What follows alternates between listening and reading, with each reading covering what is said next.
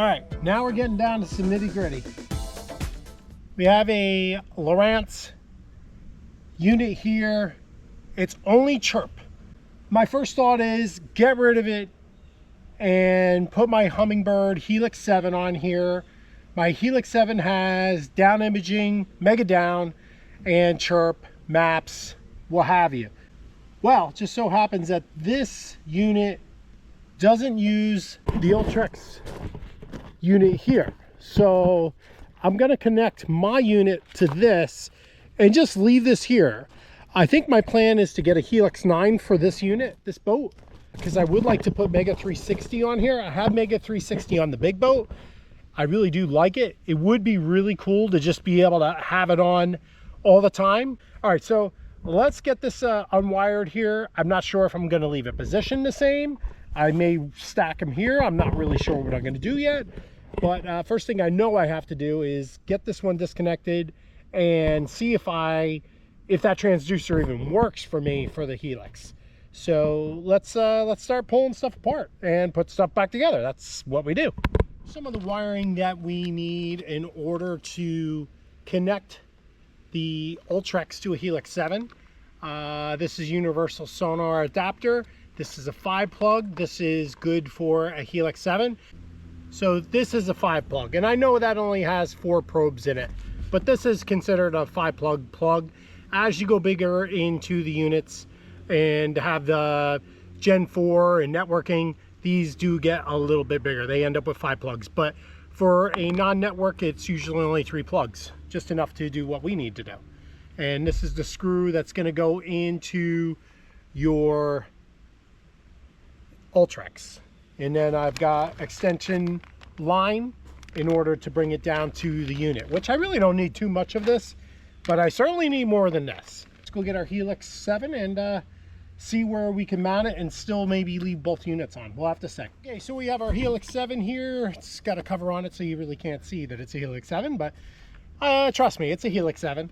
Before I had on my other boat, I had a bow mount similar to this, and I was kind of thinking maybe it would be kind of cool if I actually used this transition as a dual unit. And I'll put the Lowrance down here and the Humminbird up here. Let's see what kind of work we'd have to do to make it look good. You know, I want it to look good, and it needs to be where I can see it and enjoy looking at it.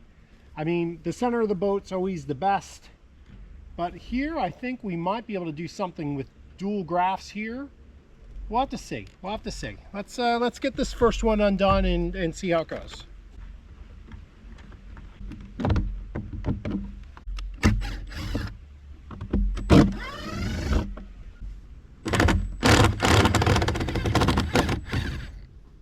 Seeing a lot of rusty screws. I don't know what it is about Tracker, but Tracker loves to cheap out on their hardware. Don't think we don't notice, Tracker. All right, we're gonna deploy the Ultrex so it's out of our way here.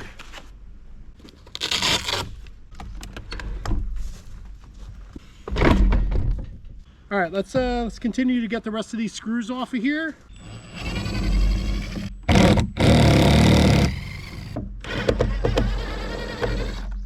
There we go. That's the last and final booger. So when we had this out, it rained, and rained bad. It's very damp under there. Let's see where he's connecting.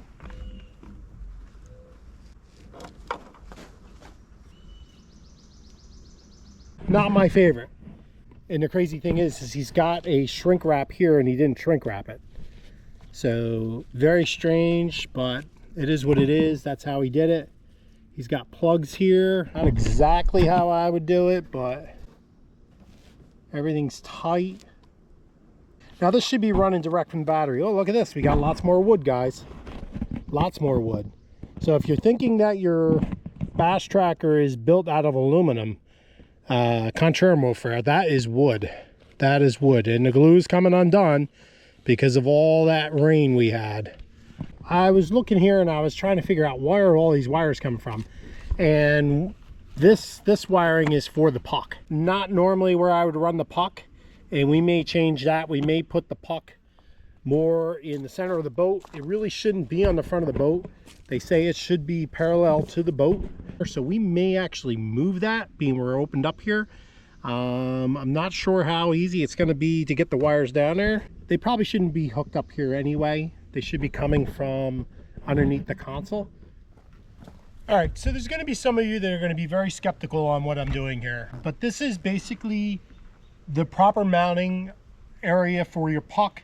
You want this to aim in the proper direction of which way the boat is traveling, and this is where it's supposed to be, ladies and gentlemen. You want it about center of the boat, and your boat will track a lot better. If you have it on the nose of the boat, you may find that your boat will not track as well. This is a GPS unit, so it's got to basically turn this entire boat. So if you're on the end, the back end can swing out and the GPS won't even know it. There is an arrow on here.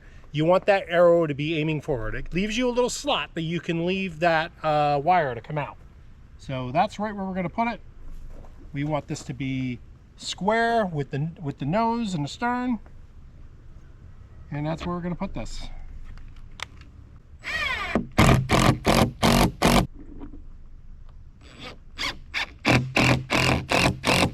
All my boats are wired like this, and they track perfectly. I'm not sure how this was tracking. I'm not going to say it wasn't tracking well, but I know in previous builds, I've installed these a couple times myself. I know that's how I would install them every time. I'm back to thinking about placement on these units, and they have the wire run all the way down to the pedal, and I'm not certain that's 100% necessary. So I want to run my new wire along with what we have so I can get a better feel for where the wiring is going to end up. I did also pick up a trolling motor sock that's going to keep these wires a little nicer as far as their placement. I don't know that this transducer's ever been activated, so it may not even work. So that was another reason I'm deciding to kind of switch gears here a little bit.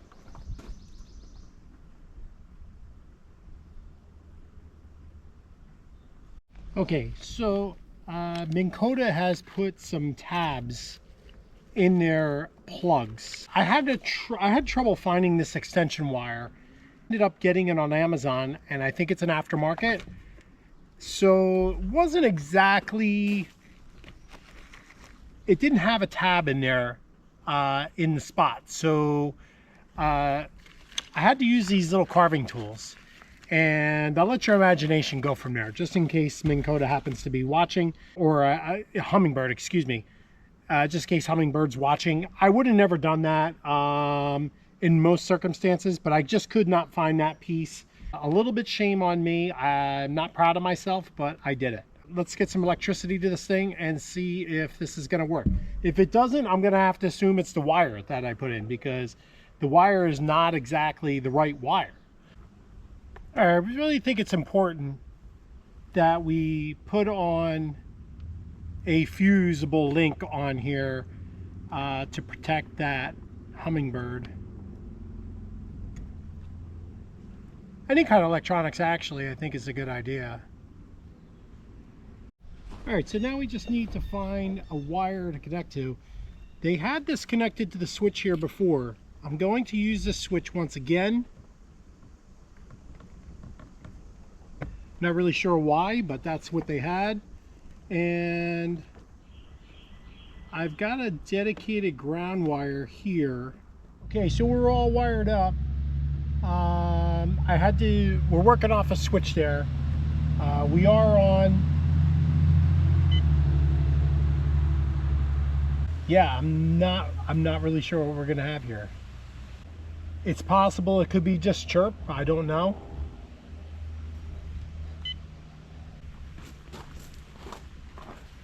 In a way, it's kind of why I didn't want to get too serious with this this transducer, because I'm not even sure if it works or not.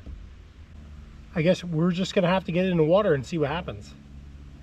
Never used this transducer before to know. This came with the boat, and yeah, we'll find out. All right, let's kind of clean things up a little bit, and then we'll decide which way we're going to mount it. So I got my panel getting back together here. Before you just start nailing things back together, you got to make sure everything fits properly, because you can throw this thing together and be like, oh man, my light doesn't work, or my light's in the way.